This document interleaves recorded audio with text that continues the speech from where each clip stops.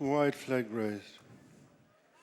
And there Madness still first to show in front from Kilmeaden as they turn off the back straight. They're followed by Minnow de Mott and Deepwater Bay alongside. Better Ramirez next on the outside of Nile Star, followed by Kisliar and Wolfpack next. On towards the first flight, Madness Dell, Kilmeaden, followed by an improving Better Ramirez with a couple of lengths to Deepwater Bay and Minnow de Mott. Nile Star next, and they're tracked on the turn in by Kisliar and Wolfpack. After them is Royal Belief, and round the outside is Ray Gone. Turning in for flights 2 and 3, and it's Madness Dell stretching on by over 2 lengths to Kilmeaden. Third is Better Ramirez, followed by Minnow de Mott, and then Deepwater Bay, Kisliar and Nile Star. Wolfpack next, and they're being followed over the second flight by Concert Party. After Concert Party is Simple Things, and then Stone Rollia and Royal Belief and Ray Gone next. On the inside is Star Word, and not so far off them at the back is Grand Lahan. Flight number 3. Madness Dell the leader by just over a length to Kilmeaden. Close up in third is Better Ramirez. A gap of 4 lengths to Minnow de Mott, who's followed by Deepwater Bay and Kisliar, Concert Party and Nile Star, Simple Things and Wolfpack, and then Stone Rollia and Ray Gone next. On the inside is Star Word with the final couple. A Fading Royal Belief and Grand Lahan. On towards the fourth flight, one of 2 past the stands. Up over is Madness Dell, and has kicked on here from Kilmeaden. And third is Better Ramirez, then Minnow de Mott. Little has changed up front, then Deepwater Bay, followed on the downhill by Kisliar. Nile Star is next, and then Concert Party and Simple Things and Wolfpack and Stone Rollia. Ray Gone, Star Word, Royal Belief, and attached again is Grand Lahan. Over that one, taking them down the far side, the opening Matchbook 50-50 graduation series maiden hurdle. A maiden hurdle for 4-year-olds only. Out in front is Madness Dale, Paul Townend in the lead now of an increased 4 lengths. Kilmeaden is second, JJ Slevin. Third is Better Ramirez and Brian Hayes.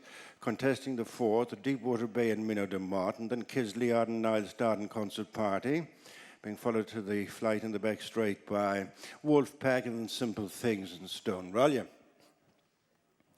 Continuing on towards the completion of a circuit, and it is in the lead Madness Dell from Kilmeaden, who's back within 3 lengths. Third is Better Ramirez. Closing in fourth is Minnow de Mott, and then Deepwater Bay. Kisliar is next, and then Concert Party and Nile Star. Simple Things and Wolfpack and Stone Rollia. Royal Belief and Star Word. Struggling is Ray Gone, and so too struggling is Grand Lahan. At the end of a circuit, they're beginning the run towards the flight along the side of the track.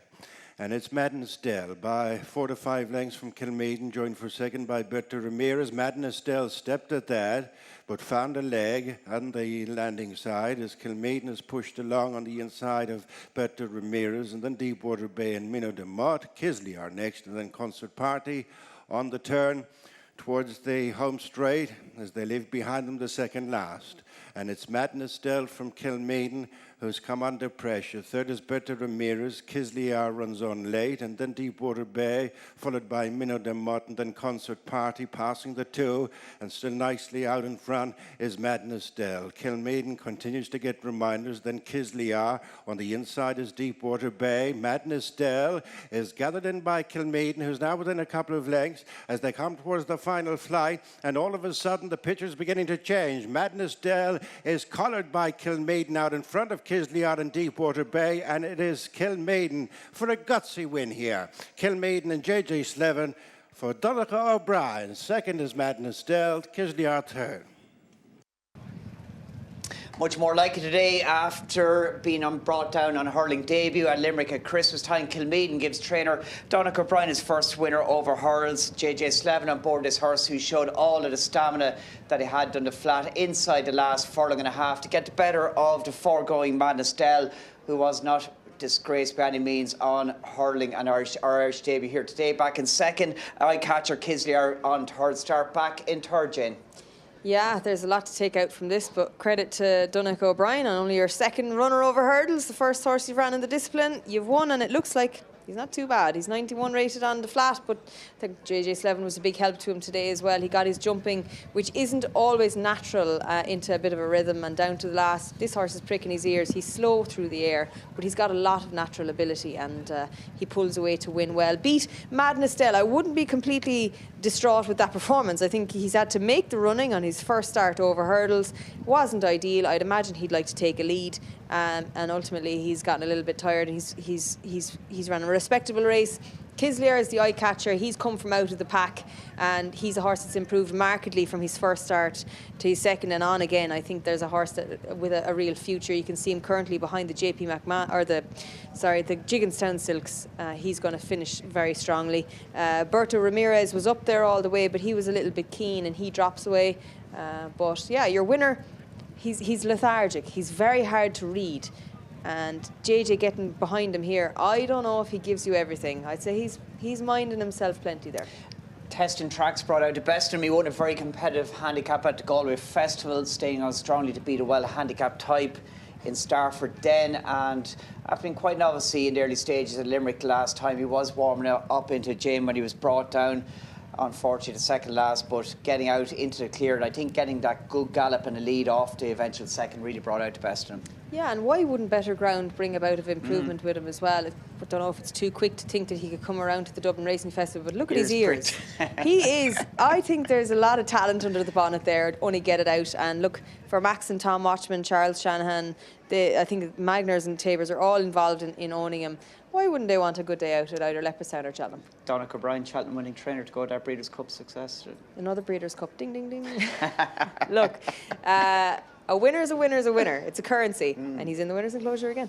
And a very good performance at that Kilmeaden after an unfortunate episode last time on hurling debut. Limerick at Christmas, much more like it today. Tom getting that lead off the eventual second really brought out the best of him. Good round of jumping in the main.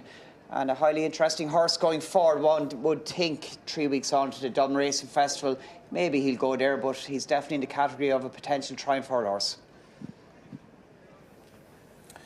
Absolutely, Fran. It looks that way, and I think possibly has had race fitness on his side, and the runner-up has potentially been undone by just needing it a little bit. But a good performance there, and the first winner, Darryl, for Donnacha O'Brien over jumps. Yeah, great for Donnacha, isn't it, to have a winner like that? But it's interesting. You go back, and obviously I do a lot of work with JJ, and the first morning he went down to Joseph's, JJ sat on him and schooled him, and he said he loved his jumping back then. And he said, do you know what? I said, I think Donnacha's got a really nice 4-year-old or 3-year-old, obviously, was back then to go jumping with. And I was speaking to JJ after Limerick when he got brought down. He was absolutely gutted.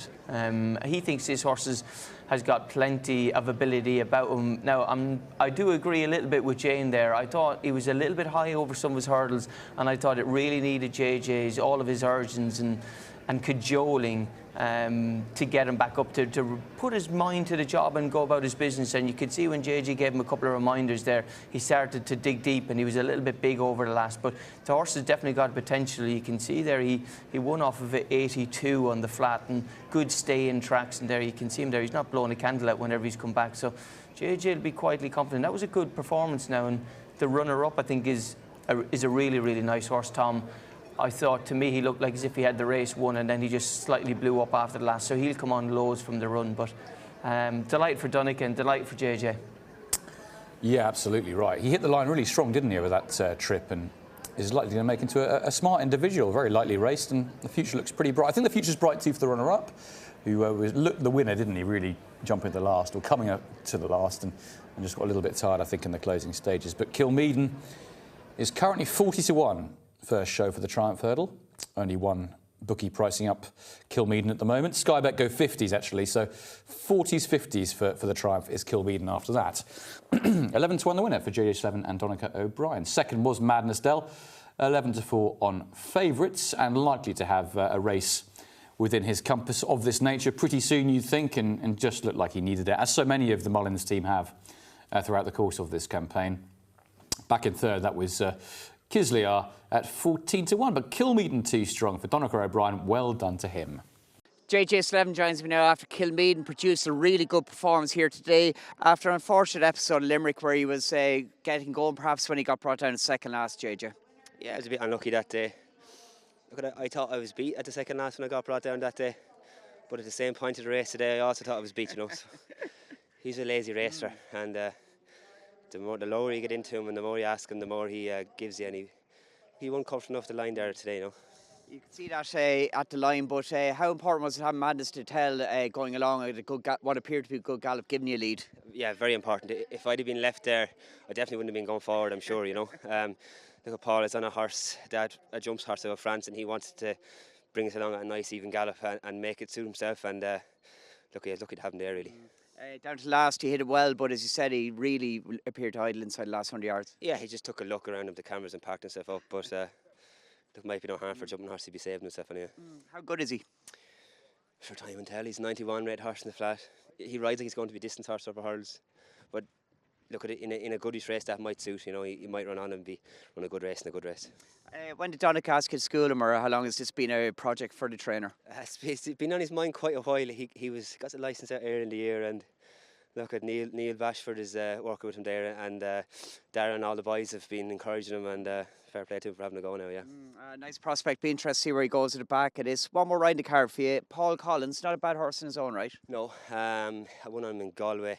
First time cheek pieces might spark him up today. He won't mind the ground, he won't mind the trip. Looks like there's a little bit of pace on it to suit him, so we'll hunt away and see what we can do. The ground today compared to yesterday? I was looking at it from the couch yesterday, but it didn't ride too bad in him. Now he's only a 3-year-old. Rode a bit dead, but not that deep, so look, it should be fine for the rest of them. Well done again. Thanks, Fran. Watch live racing now on racingtv.com.